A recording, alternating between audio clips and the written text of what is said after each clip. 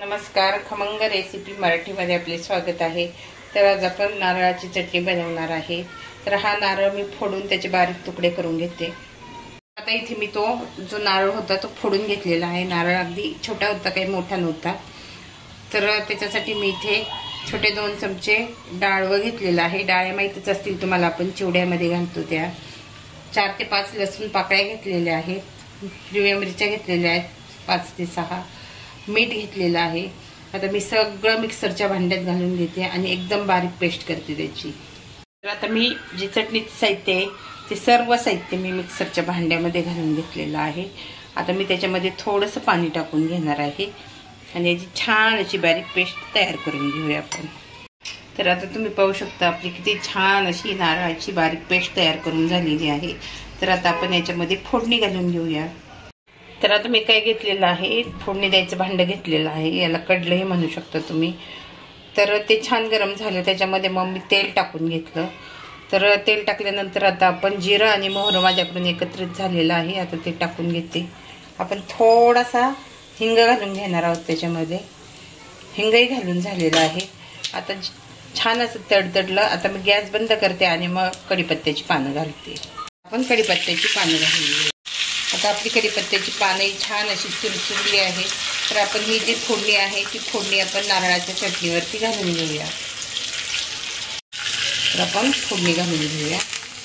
तर छान अशी आपली फोडणी झालेली आहे कढीपत्त्याच्या चटणीवरती। तर सॉरी, मी कढीपत्त्याच्या चटणीवर बोलले। तर आपलं नारळाच्या चटणीवर कढीपत्त्याची छान अशी फोडणी घालून झालेली आहे। तर आता आपण व्यवस्थित असं मिक्स करून घेऊया।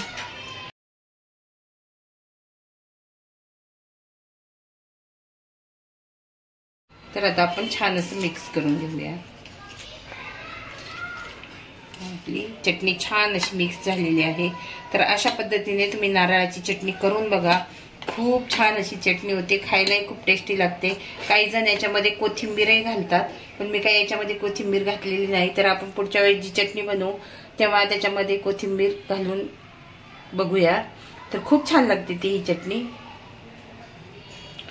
तर याच्यामध्ये काही जण शेंगदाणे घालतात, मी पण कधी कधी घालते, पण मी काही आज घातलेले नाहीत। तर मी हे डाळव टाकून चटणी केलेली आहे। तर ही चटणी खायला खूप छान लागते। डाळव घातल्यामुळे काय होतं, जरा चटणीला आपल्या घट्टसरपणा येतो आणि नुसत्या नारळाची केली तर नंतर काय होतं, थोडीशी अशी पाण्यासारखी चटणी होते। म्हणून आपण थोडंसं डाळव, कधी शेंगदाणे याचा वापर करायचा। त्याच्यामुळे चटणी ही खूप छान अशी राहते आणि खायलाही खूप टेस्टी लागते। तर ही चटणी तुम्ही जेव्हा वापरायची तेव्हा खायला घ्या, नंतर तुम्ही फ्रीजमध्ये ठेवा। तुम्ही जास्त वेळ जर ही चटणी वरती ठेवली तर ही चटणी खराब होण्याची शक्यता असते, त्याच्यामुळे तुम्ही ती काळजी घ्यायची। तुम्हाला जर माझा नारळाच्या चटणीचा व्हिडिओ आवडला असेल तर तुम्ही माझ्या चॅनलला नक्की सबस्क्राईब करा, शेअर करा। तुमच्या काही कमेंट असतील तर कमेंट बॉक्समध्ये लिहायला विसरू नका। आणि अशा पद्धतीने माझ्या नारळाच्या चटणीचा व्हिडिओ संपूर्ण बघा आणि ज्यांनी पाहिला असेल त्यांना धन्यवाद।